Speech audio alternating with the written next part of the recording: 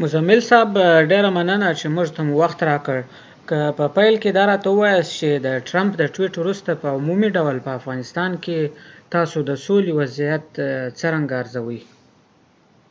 اعوذ بالله من الشیطان الرجیم بسم الله الرحمن الرحیم.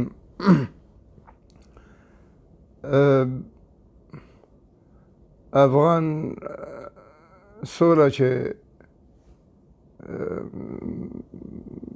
د مسکو د تیر کال د جلساتو په تعقیب یو مثبت مسیر واخیسته او امریکا ډیره سولې خوا روانه شوه. هغه لکه د نظره شوي چې طالبانو په دې 9 دورو مذاکراتو کې ښه رول ولوباوه. خلیلزاد منطقه کې افغانستان کې د مختلفو احزابو سره خپله په امریکا او اروپا کې مختلف سفرونه درلوده. سړی د دې سفرونو فایده چې امریکایان دې مسله کې جدي دي او دنیا یې ځان سره او منطقه یې ځان سره په جریان کې وخت په وخت اچوله. او د طالبانو د خوا البته دا خپله فلسفه لري چې هغوی د دې مذاکرات ځینې اړخونه هماسې پټ وساتل چې حساسیتونه ایجاد نه کړي. په هر صورت عامل چې هر څه و، کیدای شي چې دغه امریکایي وژل و، کیدای شي چې هغه ملاقات چې طالبانو نه ورته وویلې په هغه وخت کې مخکې د امضا نه لاړ نه، په هر شي چې عکس العمل ایجاد شو نو دا خبرې په یو ډېر کامیاب وخت کې په تصادف یو بد صدمې سره مخامخ کړې.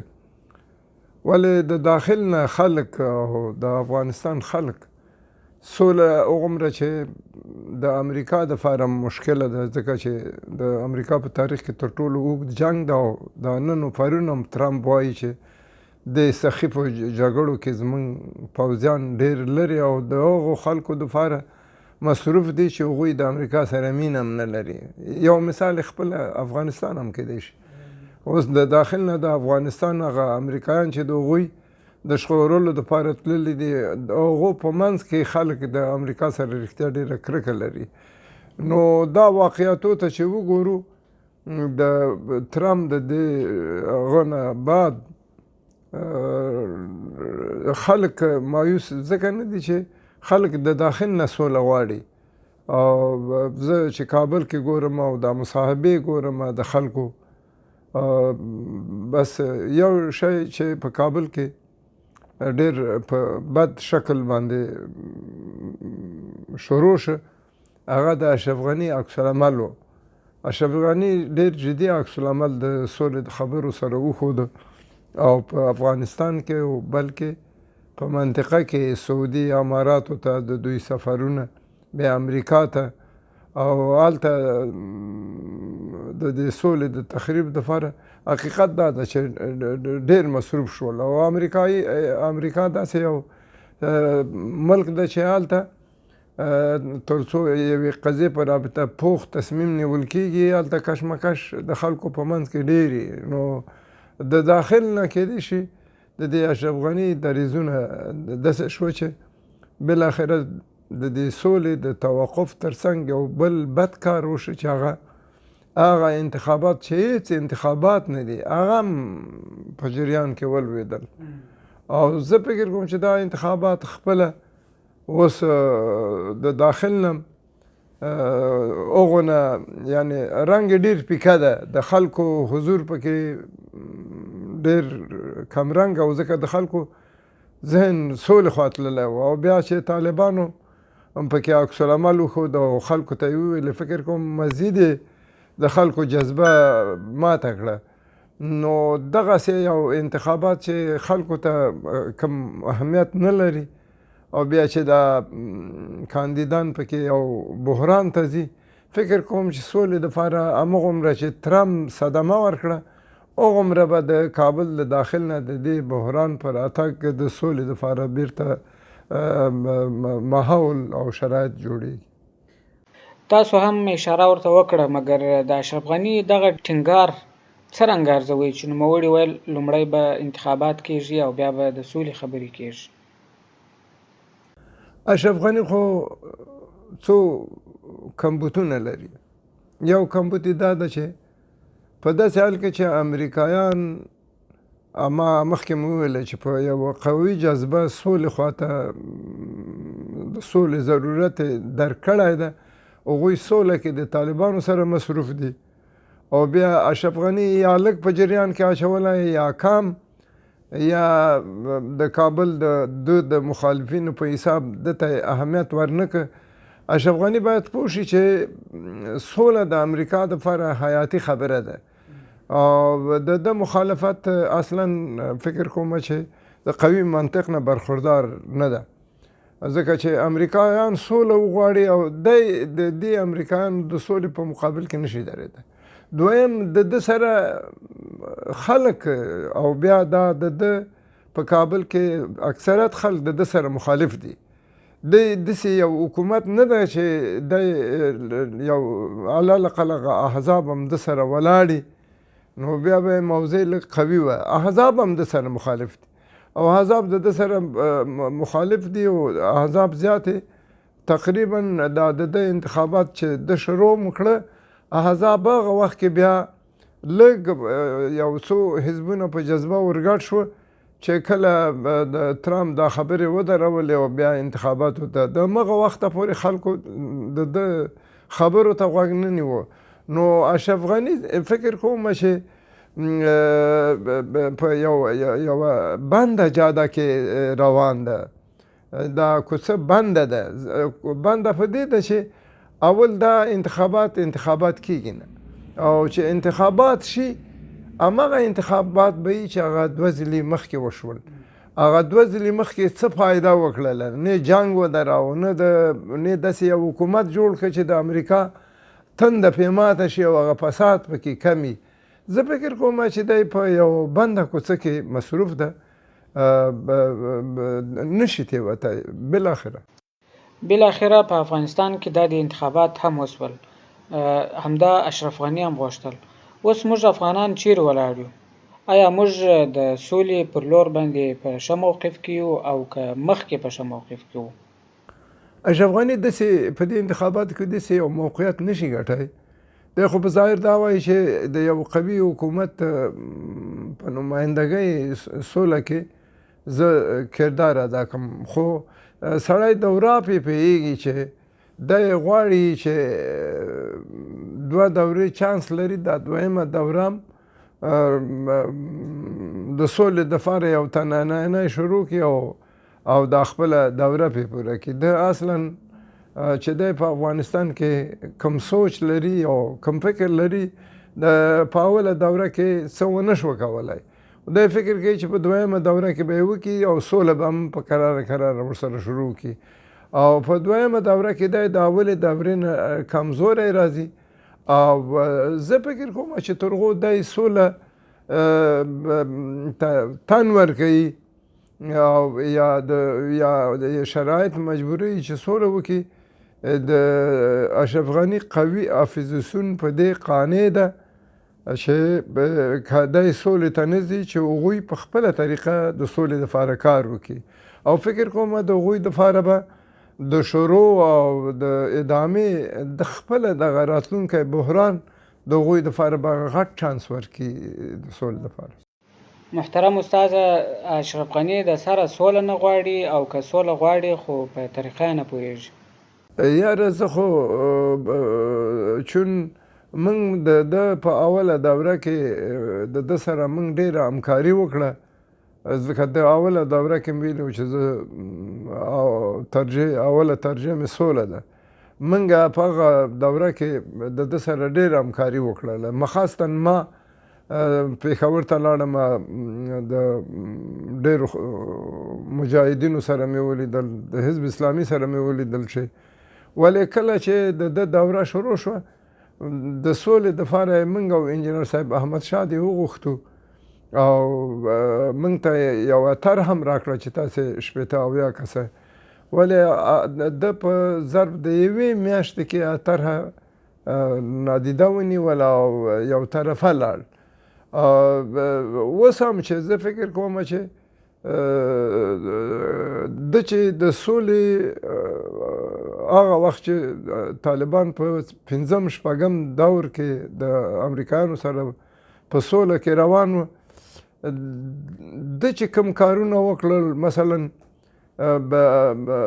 داودزی ایران ته ولېږه چې د ایران دریځ بدل کړي، بیا د اماراتو ته لاړ، سعودي ته لاړ او د امریکایانو باندې ډېر کار وکړ، خلیلزاد سره درګیر شو، هغه د امنیت رئیس امریکا ته لاړ، د خلیلزاد سره درګیر شو. دا ټول دریځونه داسې دي چې دی اصلا سولې ته تن نه ورکوي. داسې علامې پکې نشته ده چې دی په غلط فهمۍ کې لوېدلی سوله په خپل وخت کې غواړي. فکر کوم چې په دغه وخت کې چې د سولې دپاره ډېر ضرورت و، دې وخت کې دی د سولې په مقابل کې واقع شه، نو دا علامې د دې دي چې دی سوله نه غواړي. د ده دپاره خو که د طالب سره سوله هم راغلې وه، د ده نیمه دوره په دې کې تېرېده. طالب سره سوله کول هم 3 کاله خو غواړي، دی به بې انتخاباتو 3 کاله رئیس جمهور دلته پاتې شوی و. او که د طالب سره تفاهم مو کړی و، څه معلومات کېږي چې طالب په یو ښه طریقه سولې ته ننوتی وای چې د ده دپاره خو به د حکومت نه د سولې چې د سوله د ده په دوران کې راغلی وای، دا به د ده دپاره ډېر غټ کردار و او د غټ کردار په ووړ بدل که، او ووړ کې خلک د ده په رابطه ډېر بدګمانه دي. ایا ستاسو مطلب دا دی چې ده د خپلې واکمنۍ لپاره مذاکرات په لغته ووهل؟ دویمه دوره پوره کوي، دی دا دویمه دوره پوره کوي. نور د سولې په کیسه کې نه دی؟ فکر نه کوم چې سولې ته ډېر پابند دي. او تاسو دې ته هم اشاره وکړله چې د اشرف غني استازي ایران ته ولاړه او دی خپله ولاړې مثلا اماراتو ته، بیا سعودي ته. آیا تاسو داسې فکر کوئ چې اشرف غني په سیمه کې د قطر سره د سعودي او د اماراتو کم اختلاف چې دی د هغه څخه په استفادې دغه د سولې پروسه سبوتاژ کړه؟ فکر کوم چې 2 شی پکې ډېر مؤثر و. یو خپله په امریکا کې هم د سولې په رابطه امریکایان د ترامپ په دوره کې امریکایي سیاست دغسې تقسیم شو لکه افغانستان چې تقسیم ده.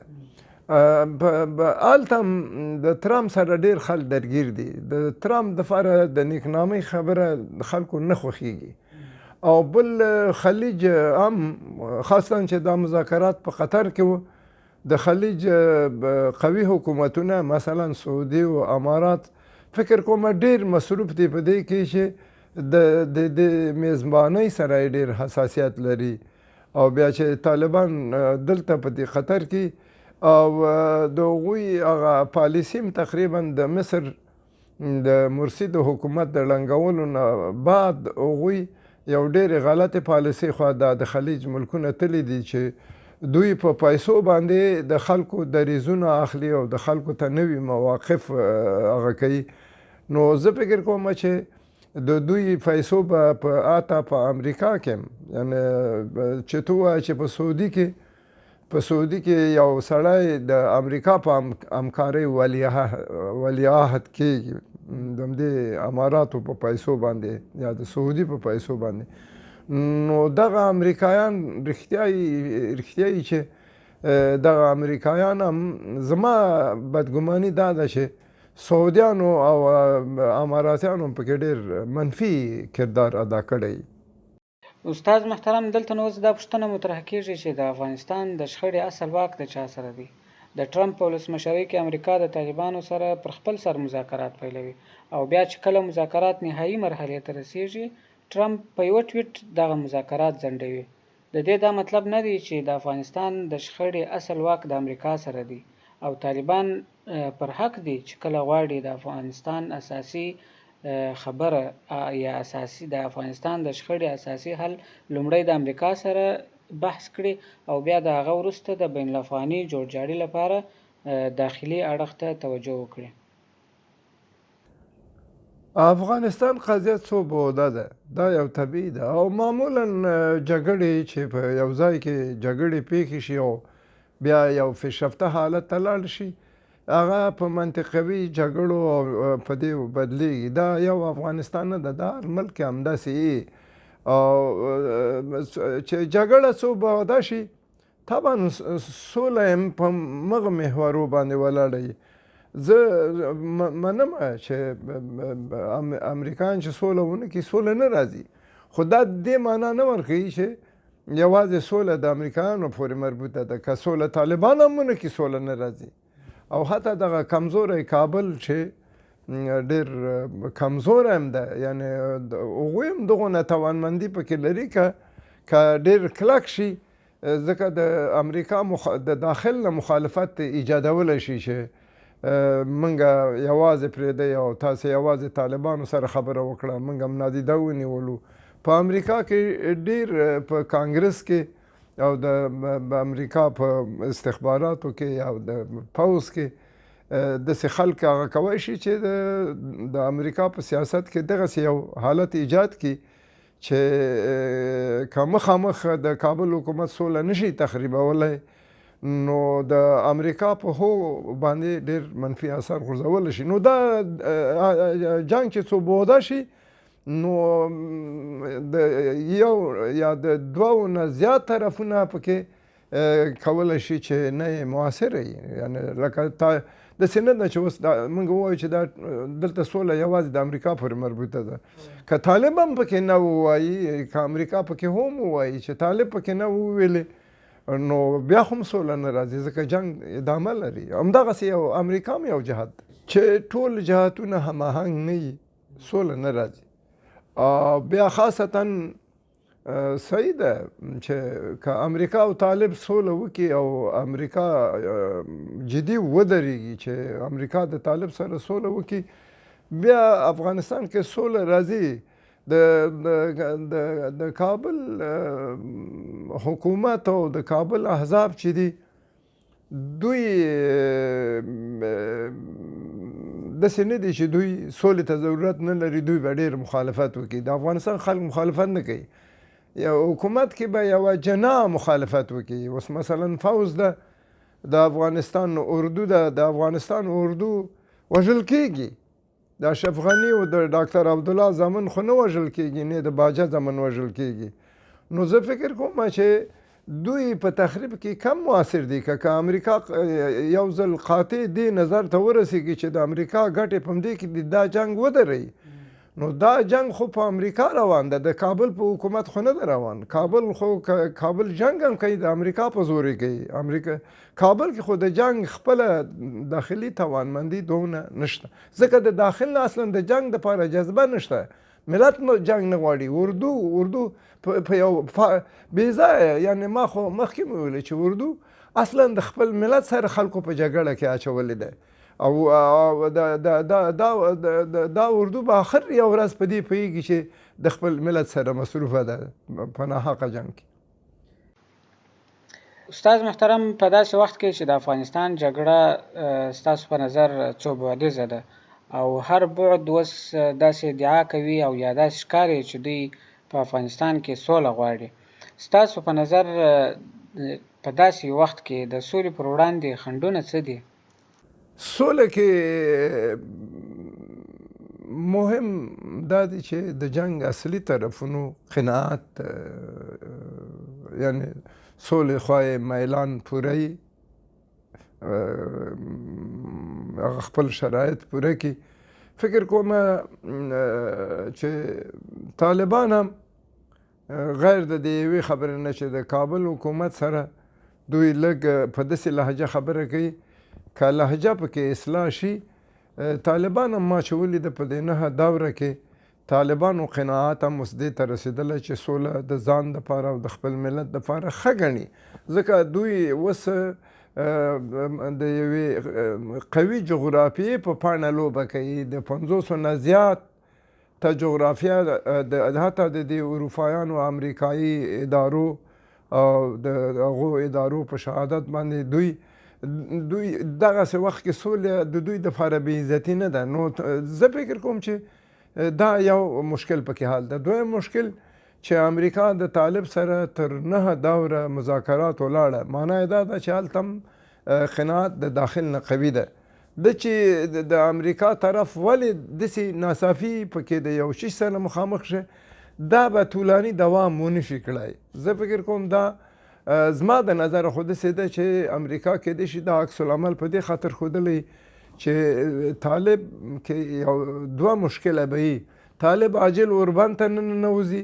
زه فکر کوم چې دا ځلې به امریکایان دا شرط کړي چې مذاکرات شروع کېږي باید طالبان عاجل اوربند وکړي، او د امریکایانو وتل چې یقیني شي، فکر کوم چې د طالبانو دپاره اوربند هېڅ ضرر نه کوي، ځکه چې اوس د طالب سره د داخل نه زیات احزاب او د زیات افغانان نږدې دي، خپل مسایل ورسره حل کوی شي، داسې خاص مشکل به پیدا نه شي. استاد محترم، د طالبانو او امریکایانو ترمنځ نه پړاوه مذاکرات ترسره شول او د هغه وروسته بیا خلیلزاد کابل ته درغی. تاسو په کابل کې د خلیلزاد سره ولیدل، که راته ووایاست چې خلیلزاد څه نظر درلودی د طالبانو په اړه، د طالبانو سره د مذاکراتو په اړه، د دغه مذاکراتو د نتیجې په اړه، یا د ده د آینده توقعات څه وه؟ موږ په کابل کې د کرزي صاحب په کور کې خلیلزاد 2 ورځې مخکې دغه نه چې ټرمپ بیا ټویټ، هغه خطرناک ټویټ یې هغه کړ، موږ خلیلزاد ولید، او خلیلزاد چې کوم تصور په هغه ورځ کې د طالبانو د سولې په رابطه افغانانو ته وړاندې کړ، زه خپله پوهېدم چې خلیلزاد د دې ستومانه 9 دورونه په ځای د دې چې خسته ښکارېده راضي ښکارېده، او د طالبانو په رابطه یې دومره نظر فرق کړی و. خلیلزاد هم د مغې ورځې نه چې افغانستان ته د امریکایي فوز په دوران کې راغی، هغه د پاکستان په رابطه ډېر حساس و، په همدې خاطر یې د طالب سره هم په هغه وخت کې ډېره کرکه وه. ولې اوس چې ما ولید خلیلزاد په دې دا خبرې وکړې چې زما د تصور خلاف ما طالبان ډېر د دې نه اوچت پیدا کړل چې هغوی د پاکستان د تحصیل لاندې لاړ شي، تر ډېره حده مستقل دي. خلیلزاد پکې ډېر هغه و، تقریبا دغه تصور د ټرمپ د هغه نه ماوره هغه سره کومه اندېښنه نه وه چې سړی هغه وکړي، او کیدای شي چې هغه چې کله کانګرس ته وغوښتل شو، هغه جریان وویلې، کانګرس هم قانع کړ په دې باندې چې سوله بیرته د سره شروع شي، یعنې هغه سره منفي شی نه و، نو هغه دا خبره پکې وه، او دا په مجموع کې د امریکا نظر ده، دا په مجموع کې د امریکا نظر. استاد محترم، تاسو تر نه پړاوه مذاکرات وروسته طالبان هم ولیدل، هغوی مو څرنګه ولیدل او پر څه مو بحث ورسره وکړ؟ د طالب په جهت کې او د امریکا په جهت کې 2 عیبه دي. هغه دا دي چې طالبان باید په دې 9 دوره مذاکراتو کې زما نظر، یعنی طالب مشرانو ته دا ده چې دوی قرار ملت حتی د امریکا په وتلو کې ځان سره شریک کړي. امریکا سره په مذاکراتو کې که طالب د اول نه داسې جهاتونه افغاني پیدا کړي وو چې هغوی ووایي چې امریکا دې وځي، طالب ته خو هغه شی نقص کوي په مذاکراتو کې چې افغانان یې ووایي چې امریکا دې نه وځي. اوس خو په تنظیمو کې او په مشرانو کې ډېر خلک داسې دي چې وایي وځي، که طالبانو هغه د ځان سره ملګري کړي وای نو د دوی دریځ به یو ملي دریځ و، دا یو. او بل دویم چې طالبان هم باید خپل ملت د مذاکراتو په لړ کې دوی د مختلفو ډلو سره جزئیات مطرح کړي وو، ملت یې ده، خیر ده، دوی ته یې نقص نه کاوه، د دوی جزئیات که بیرون هم وتلي وای، ځکه خبره په بحث باندې پخېږي، په پټه ساتله خامه پاتې کېږي.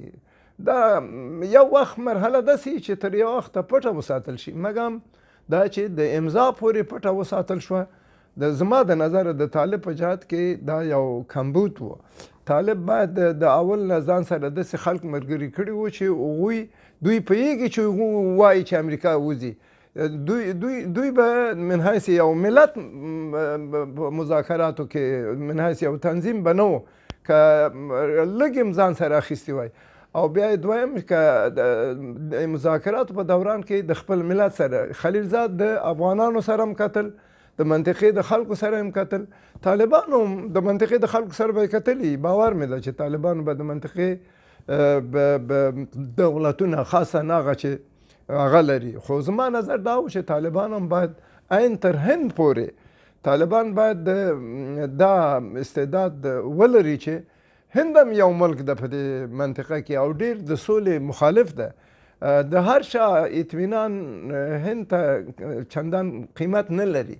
هغوی ډېر حساس دي د طالب په رابطه چې فکر کوي چې که طالب کابل ته لاړ نو پاکستان کابل ته لاړ. نو طالبانو ته پکار ده چې دا ذهن د هندوستان د حکومت نه ایسته کړي. نو مجموع د منطقې سره او د افغانستان د خلکو سره باید طالبانو خبره شریکه کړې وه. طالبان به بیا په ډېر قوي دریځ کې وو. اوس مې نظر همدا ده. مګر لکه تاسو چې وویله طالبانو د مذاکراتو منځ کې په ځلونو بهرنیو هیوادونو ته سفر وکړ او همداسې په قطر کې د افغان اړخونو سره لیده کاته جریان درلود. همداسې بل اړخ ته د طالبانو ویان د سهیل شاهین او د امریکا مذاکراتي ټیم مشر خلیلزاد په مکرر ډول په مرکو کې دا څرګنده کړله چې د دوی مذاکرات یوازې د بهرنیو ځواکونو پر وتلو او د طالبانو لخوا د اطمینان ورکولو پر موضوع راڅرخي. نو په دې کې خو نور څه پټ پات هم نه وه. د 2010-2008 کلونه نه دي.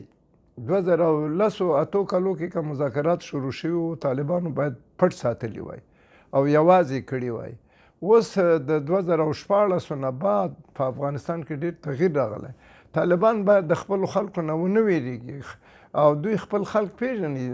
د داخل د کابل نه خلک ډېر دا ترام چې وای موږ د داسې خلکو دپاره خپل پوځ مصروف کړی چې هغوی اکثره د امریکا سره کرکه لري. د ترامپ خبره معناداره خبره ده. نو زه دا وایم چې په کابل کې اوس هغه خبره نه ده چې دوی یوازې د امریکا سره خبره کوي. د افغانستان داخل کې هم ډېر خلک وایي چې امریکا وځي. یعنې مګر بیا هم داسې خلک شته چې غواړي امریکایي ځواکونه پاتې شي. ډېر کم دي او هغه کم هم وشرمېږي. هغه کم هم اوس دا خبره نشي کولی، شرمېږي. او طالبان ډېر په قوي دریځ کې دي اوس. زه دا درته وایم چې دا په دې خاطر مې تکرار وکړه چې طالب مشران باید پوه شي چې دوی په ملت کې په سیاسي لحاظ هم ډېر قوي دریځ کې دي. هغه د 2008 او د 2010 کلونه نه دي. ډېر فرق راغلی. د وروستیو تحولاتو او انتخاباتو وروسته اوس په افغانستان کې یا د افغانستان په شخړه کې اصل لوبغاړي ستاسو په نظر څوک دي او هغوی ته څه کول پکار دي؟ زما نظر دا و چې که اشرف غني ډاکټر صاحب اشرف غني هوښیاري کړې وای او